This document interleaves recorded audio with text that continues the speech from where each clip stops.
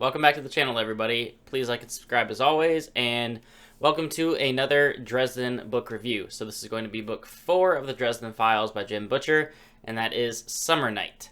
So, leading up into Summer Night, I actually really loved Stormfront.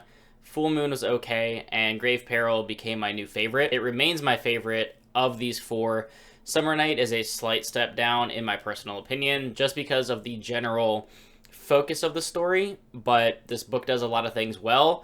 It does a couple of goofy things, but let's talk about it. So I will keep this beginning couple of minutes spoiler free, and then I will jump into just some things that stuck out to me, some spoiler talk as well. So obviously, if you've been following the series, hopefully you're not just watching a book 4 review without knowing anything about Dresden Files, but if you are, welcome. So we're following Harry once again as a wizard in this urban fantasy setting of Chicago. Now, based on things that happen in previous books, specifically in Grave Peril, he's kind of down in the dumps at the beginning of this book. He's struggling with a lot of events that happened to people very close to him in the previous books, and he's really trying to cope with what's going on. He's kind of feeling sorry for himself, and is trying to figure out what kind of direction he wants to go in. And of course, as usual, he is brought in on some sort of an investigation. Now, this is actually the first book of the 4 where it's not directly related to police work. He is not really working with the cops like he has been on every other book to this point, where Murphy was bringing him in to help investigate some kind of magical related murder. There is, of course, another murder that happens that he's investigating, but the people that are employing him and kind of getting him to do things throughout this book are not the police. Murphy actually barely plays any role in this book at all, which is definitely a change of pace and tone, because this book, while it kind of starts out as the same sort of setup as that noir kind of investigative feeling, it broadens way beyond that pretty quickly and becomes very much its own thing of expanding the Dresden universe, introducing more characters, more races, more magic, things like that. So I appreciated that, but I also think it slightly took away from the story simply because I don't think I'm the biggest fairy or fae fan in this universe as of right now. I just think werewolves, vampires, other things are cooler. So the main, I guess, villains and magical beings in this book, I just don't care for that much personally, so that drops it down a little bit for me. This is still better than Full Moon. I think it's a little bit better than Stormfront. I'd probably slot it in right under Grave Peril, but probably vying for that second spot between Stormfront, which I really loved. Of course, the same pacing is employed here. Butcher really knows how to tell a story. Harry continues to be hilarious, and this book actually had some of the best comedy moments of the series to this point. I laughed out loud multiple times reading this book. Just his back and forth dialogue with various characters in this were hilarious. All the, real life references that most of us are familiar with, just the way that he talks, the way other characters talk to him. There's a lot of comedy. There's a lot of crude moments in this that made me laugh out loud.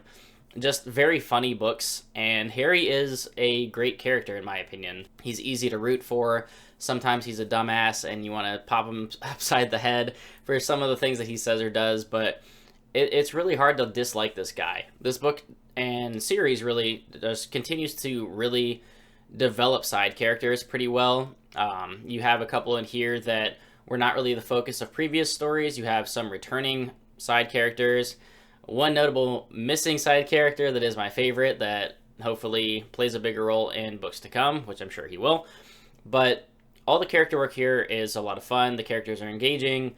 I think this is really I think these books are very well written. The prose is obviously pretty straightforward, but that's kind of suitable for the purpose of these books and the style that they're written in. I think overall the action does really well. Typically in these books, it's a little bit more smaller scale, skirmishes at the most, which this book actually does something that I don't particularly love towards the end, but it's really just to do with a personal nitpick of mine that I don't really feel felt this specific story that well, but I don't want to spoil anything. But overall, I did really enjoy this book. It was a solid, not the best of the series for sure, definitely not one of the worst. And while I didn't love it, it did a lot for the series to actually build up and expand beyond what so far has been kind of a monster of the week, where you still have that, but you have, like I said, in Grave Peril, where I really felt like it was starting to grow a little bit. This takes it a step further. So it's really expanding this overall universe and world that Harry lives in. You see more of the magic. You're being introduced to more creatures and things that humans aren't used to seeing in this world of Dresden Files. So I really appreciate all of that. Overall, spoiler free, read it. I definitely recommend the series. I'm on board for this whole thing, so I'm loving it so far, and I hope you do too. But I'm going to step into some spoiler talk just to kind of go through a few things that really stuck out to me and story beats, things like that. So if you have not read Summer Night, I will see you next time. But if you have, stay tuned. Okay, so some of the first things that I noticed, obviously Susan is absent after being turned into a vampire in Grave Peril. I want to see what's going on with her and if Harry either cures her or she becomes kind of like a badass vampire sidekick. Murphy played almost no role in this book at all because she's so messed up from Grave Peril, so I'm wondering how many books it's going to take for her to kind of recover, because she's kind of messed up in the head after what happened to her. Michael is absent completely. I wasn't expecting that. I kind of thought he would be like a mainstay side character, but he's sort of replaced by Billy in this, so Billy the werewolf and all of his Omegas, I think? Alphas, are basically cooperating with Harry and helping him throughout this fairy war that's going on. I thought Toot was pretty funny, the little, like, impish fairy, whatever he is technically. Is he an imp, fairy, pixie? I think he's a pixie. But just the fact that Harry can bribe these little pixies with pizza, and they carry these, like, little mini swords, and the part at the end when they just, like, he releases them out of the pizza box or the bag, whatever he was holding, and they just, like, have these tiny little mini swords, but there's so many of them, they just, like, stab the shit out of Aurora and kill her. I thought that was pretty comical, and that's a little bit of my problem with this book, too, though, is that it stepped into sort of a goofy territory with all the different Fae things happening. I just didn't really care for the Fae that much in general, but it was good for comic relief because, like, the scene when Harry's talking to the one queen and, you know, they're hypersexualized. He's getting horny. He's, like, not thinking straight. So he, like, dumps the water down his pants to cool him off, and he's just like, hold it. Like, I'm not falling for this crap. So that was funny. Just his back and forth with Bob was hilarious. Just, him playing D&D at the end of the book with Billy and the other werewolves is great. I really loved the beginning of the book when you actually get to see the White Council, because you're understanding that this world of magic users and wizards is a lot bigger than you ever saw in previous books. And again, another comical moment, Harry doesn't know shit about Latin. So, like, misspeaking Latin to these other wizards that just look down on him because they think he's kind of a joke. Morgan, that one douchebag from the White Council, just, like, really has it out for Harry. Just wants him dead. And there was a hilarious moment when Morgan, like, comes into Harry's house, like, right after Elaine shows up. And he's just like, Harry, am I interrupting something? And he was just like, well, I was about to sit down with some baby oil and porn, but I don't think I have enough for both of us. So just overall, this book was very funny. The overall story, though, like, I just didn't care that much about the warring fairy factions. The summer versus winter thing is okay. It wasn't the most interesting aspect of the book for me.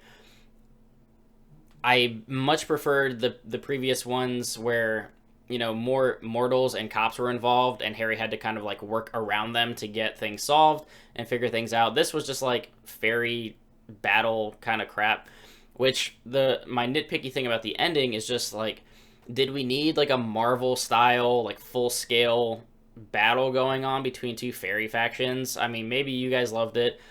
It was just kind of, like, goofy to me that all these different things, like centaurs and trolls and fairies, were in this little war, like, wearing fairy armor, whatever that means, and just, I didn't care about all of that, to be honest. I like the smaller scale story of these stories, and stories.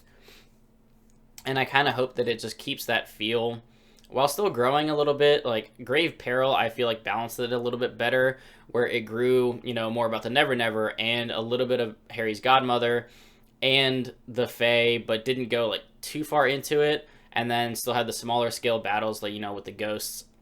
I don't love the way that Summer Night ended. I honestly felt like the ending of Summer Night was one of the weaker endings it wasn't bad. I mean, one of the weaker Dresden books is still a fantastic book and a hell of a lot of fun.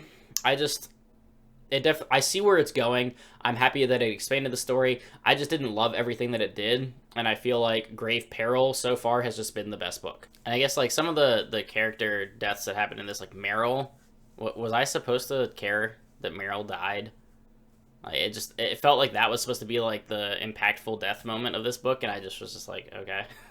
I don't know if you guys liked Meryl more than I did. I felt like it was just like, all right, let's kill somebody. So here's Meryl, and it just I don't know.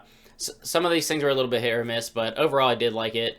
I'm definitely excited to keep going. Obviously, I'm buying all of them because I love it so far, and I guess a little bit this might have just been slightly overblown for me because people were saying, this is when, this changes the game. This is when you're really going to be all in on the book. I was already all in on Stormfront, which I guess I'm the weirdo for that because a lot of people say Stormfront and Full Moon suck. But I like Stormfront a lot, and I'm struggling with whether I like it more than this. I think I like Summer Night better. I think Summer Night's a better book. Stormfront, I may have enjoyed more. I don't know. They're kind of neck and neck for me. But that's going to do it for this. Overall, again, I liked it a lot.